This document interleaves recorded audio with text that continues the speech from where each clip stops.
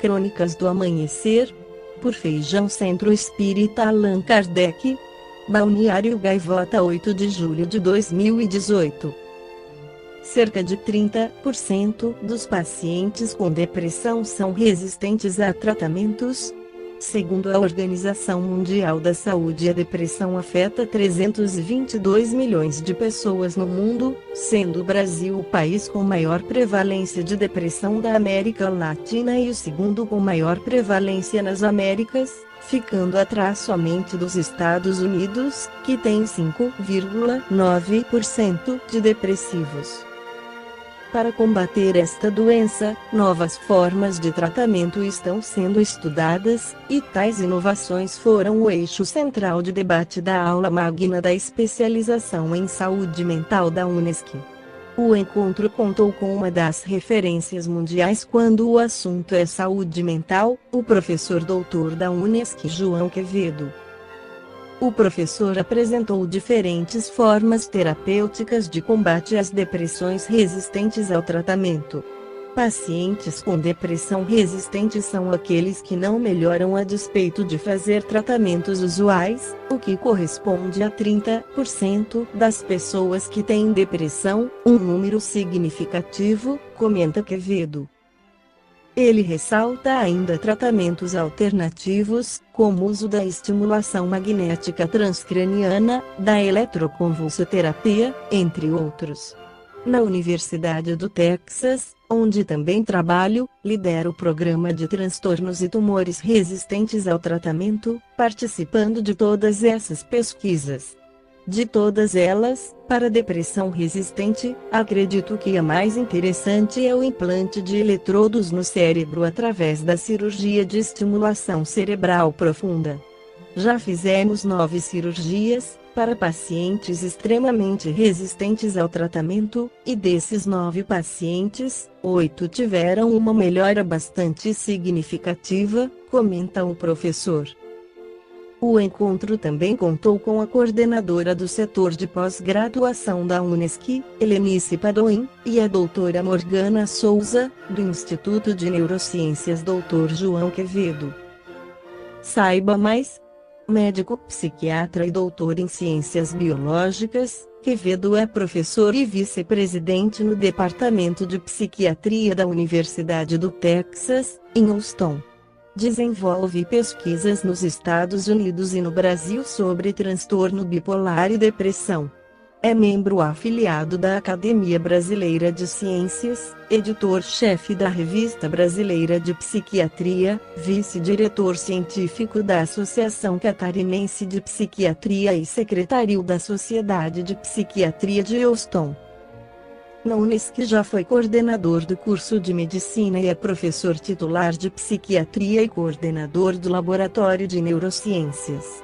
Além de atuar nos programas de pós-graduação, mestrado e doutorado da UNESCO, o professor possui um trabalho reconhecido no tratamento de pacientes junto ao Instituto de Neurociências Dr. João Quevedo.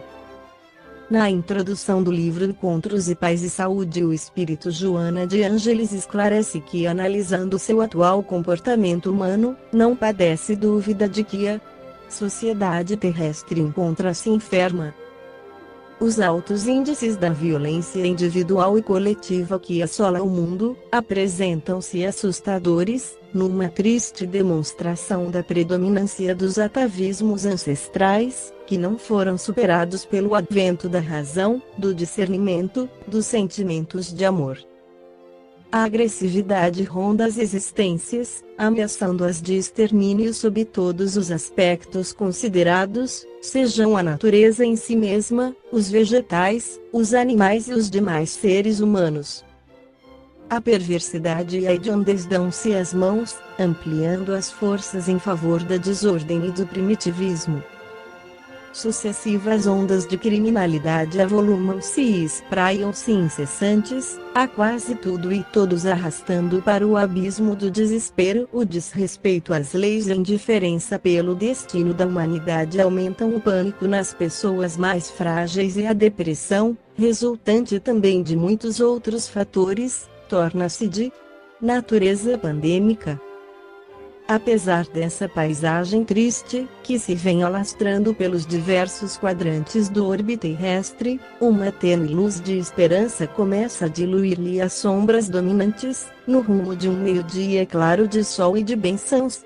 Essas infelizes ocorrências são os frutos espúrios dos tormentos individuais, daqueles que dominam as pessoas, assinalando-as com as aflições.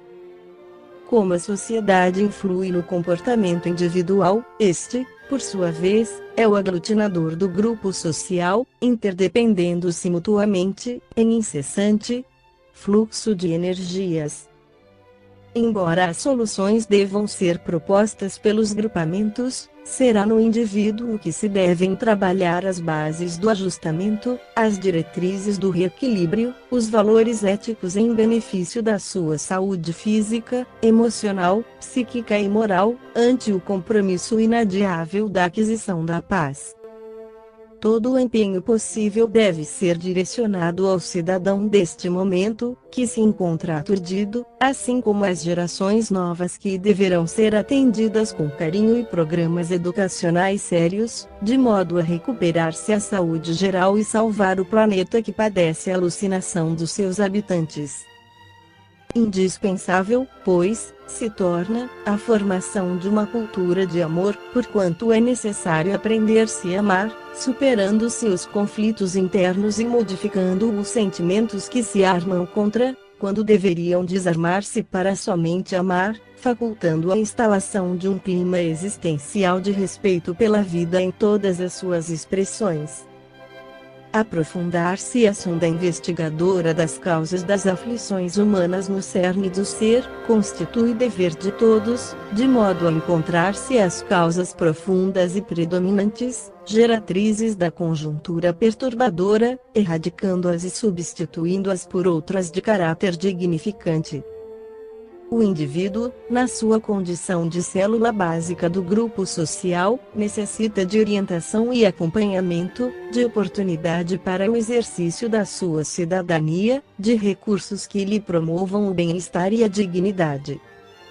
As doutrinas materialistas infelizmente vêm contribuindo cada vez mais em favor do desconcerto moral da criatura humana, oferecendo-lhe uma visão pessimista do mundo e da existência, desse modo contribuindo em favor do utilitarismo e do imediatismo, da preocupação exclusiva consigo mesma, em detrimento das demais, como se alguém pudesse viver feliz com o egoísmo e a indiferença em torno da sua realidade de ser imortal. O ser integral está além do corpo físico, devendo ser considerado como o princípio inteligente que é, o envoltório semimaterial que o reveste, e a forma física em que se movimenta enquanto no processo da evolução terrestre. Responsável pelos atos que pratica, semeia e colhe conforme o nível de evolução em que se encontra, avançando, incessantemente, no rumo da sua destinação gloriosa, que é a perfeição relativa que o aguarda. Nesse sentido, o Espiritismo oferece-lhe um valioso arsenal de experiências e de conhecimentos que o capacitam para os enfrentamentos internos e as refregas externas, preparando para a valorização da vida. O autoconhecimento, a fim de penetrar na área onde dormem as seguras diretrizes para a felicidade, que devem ser despertadas. Portador da mais excelente psicoterapia para o equilíbrio e aventura, centrou seus valiosos recursos no exercício do amor, ampliando em chamas de iluminação libertadora da ignorância, que culmina em a vivência da caridade. O Espiritismo preenche todas as lacunas do conhecimento, esclarecendo a causa dos remédios não fazerem efeito em muitos doentes e apresentando oportunas propostas de renovação e de esclarecimento libertador. sempre remontando as causas, oferece a meridiana luz que aclara os enigmas do pensamento e preenche os espaços deixados pelas ciências, que estudam os efeitos, tudo no processo natural de penetração nas realidades da vida. Esta foi a crônica do amanhecer de 8 de julho de 2018. Por Feijão.